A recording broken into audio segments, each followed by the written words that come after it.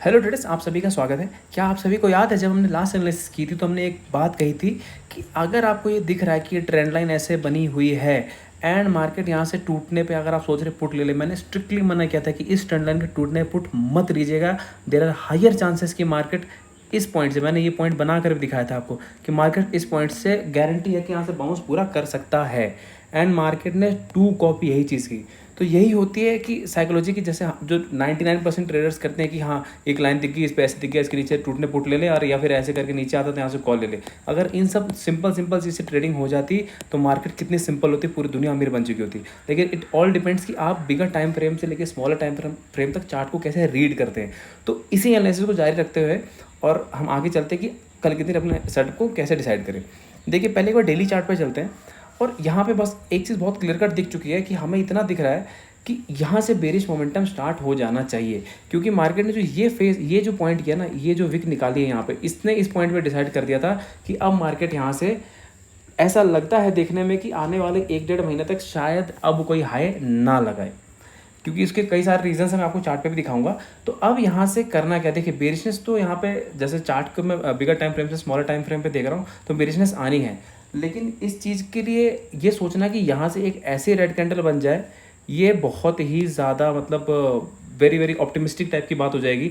ये चीज़ बहुत बहुत मुश्किल है मेरे हिसाब से। जो मुझे चार्ट को देखते हुए लग रहा है, मार्केट अगर फ्लैट खुलती है, हल्की सी गैप अप खुलती है, हल्की सी गैप अप, तो मार्केट को कहीं ना कहीं इस पॉइंट यहाँ से लेके और यहाँ तक, इसके बीच में मार्केट को एक कैंडल कल बनानी चाहिए।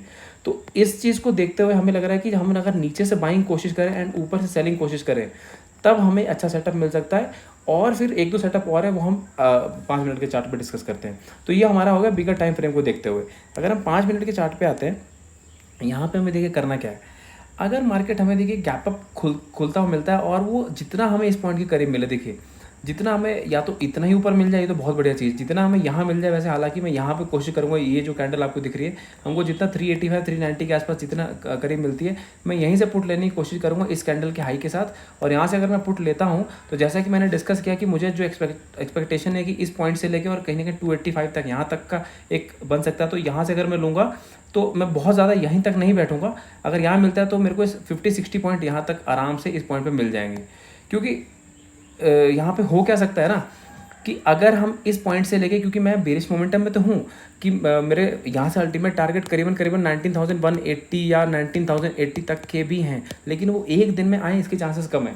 इसलिए मैं ये प्लान कर रहा हूँ कि अगर हम ऊपर से पुट लेते हो तो हम जब जब डिप मतलब मिल जाए हमको पुट ले लें, फिर जब जब राइस करें वहाँ से पुट ले लें। बेसिकली सेल ऑन राइस हम खेलते रहेंगे। तो यहाँ तक मैं बैठना नहीं चाहूँगा। जो ऑप्शन सेलर्स हैं उनके लिए बढ़िया है, आप अगर गैप अप खुलता है तो 19,400 की कॉल को आप राइट करके और आप बैठे रहिए 440 का ऐसे लगा के, तो कोई टेंशन वाली बात नहीं है। लेकिन जो ऑप्शन बायर होते हैं उनको ये चीज़ समझनी बहुत ज़रूरी है कि आपको सही टाइम पे निकलना और सही टाइम पे एंट्री करना, दोनों बहुत ज़्यादा ज़रूरी है। आप प्रीमियम डीके के अगर शिकार हुए तो फिर बहुत बड़ी गड़बड़ है। अच्छा, ये तो हो गया कि अगर मार्केट हमें इतनी ऊपर गैप अप मिलती है तो। लेकिन अगर मार्केट यहाँ कहीं मिल गई इस पॉइंट पे, तो ये बहुत डाउटफुल केस है कि यहाँ से ये पहले नीचे जाएगी या पहले ऊपर जाएगी, इसकी कोई गारंटी नहीं है। अगर ऊपर जाएगी तब तो हम यहाँ से पुट ले ही लेंगे, लेकिन अगर नीचे आएगी तो यहाँ कोई ट्रेड ही नहीं है। क्योंकि अगर हम ये एक्सपेक्ट करें कि मार्केट यहाँ से टूटने के बाद हमको तगड़ा मोमेंटम दे देगी, तो मैं ऑब्वियस ट्रेडिंग करना नहीं चाहता हूँ। ये बहुत हायर चांसेस ऐसे हैं कि हो सकता है कि 19,285 290 यहाँ से कहीं मार्केट इसको ब्रेक करे और यहाँ से वापस तेज़ी से उछल जाए। इसलिए मैं यहाँ पे ब्रेक करने में पुट नहीं लूँगा। हालांकि मैं, जैसे मैंने ये पॉइंट बताया 19,285 से लेकर 290, अगर इस पॉइंट के आसपास मुझे यहाँ पर कोई बाउंस मिलता है, कोई एक अच्छी हैमर कैंडल मिलती है इस पॉइंट पे, तो मैं ज़रूर यहाँ पे कॉल लेना चाहूँगा, जिसके मेरे 60 to 80 पॉइंट के एटलीस्ट मैं टारगेट रखूँगा। हालांकि टारगेट ज़्यादा भी आ सकते हैं, लेकिन जस्ट बिकॉज की मोमेंटम यहाँ बेरिश हो रहा है, तो जो आप कॉन्ट्रा ट्रेड में बैठते हैं तो ज़्यादा लंबे टारगेट के लिए मत बैठें। अब ये तो होगा जो मैंने प्लान किया था कि मैं ऊपर सेल या नीचे से बाई करूँगा। अगर मार्केट में अब यहाँ से तेज़ी आनी है तो या तो मार्केट फ्लैट खुल के ऊपर जाके और क्लोजिंग कर दे 19,430 के ऊपर, या फिर कल मार्केट गैप अप ओपन खुले सीधा इस पॉइंट के ऊपर। मार्केट को इस पॉइंट के ऊपर गैप अप खुलना पड़ेगा, तभी यहाँ पे जो कॉल राइटर है 19,400 वाले, ये पैनिक में आएंगे और यहाँ से एक फ्रेश एक नया ऑल टाइम हाई लगेगा। इस चीज़ का ध्यान रखिएगा, मार्केट को इसके ऊपर खुलना चाहिए। और अगर मैं नीचे से बेरिश का सोच रहा हूँ कि आए, तो उसके लिए मार्केट को 19,280 के नीचे खुलना चाहिए एंड कम से कम 10 मिनट्स उसके नीचे सस्टेन करेगा। तब मैं जाके वहाँ पे पुट लूँगा, तब मेरे वहाँ पे अगेन 100 पॉइंट के टारगेट आ जाएंगे। तो इस चीज़ को ध्यान रखिए। बेरिशनेस है लेकिन अंधाधुंध बेरिश नहीं होना है, क्योंकि मार्केट बुलिश मोमेंटम से तुरंत बेरिश नहीं होगी। मार्केट यहाँ पे थोड़ा टाइम पास करेगी। एंड जैसा कि मैंने रेंज बताया कि 19,400 से लेके एंड 280 इसके बीच में मे भी शायद कैंडल यहाँ पे कहीं क्लोज कर जाए। तो इस चीज़ को ध्यान में रखिएगा। और एनालिसिस पसंद आते हो चैनल को लाइक शेयर सब्सक्राइब पक्का कीजिएगा। Thank you so much.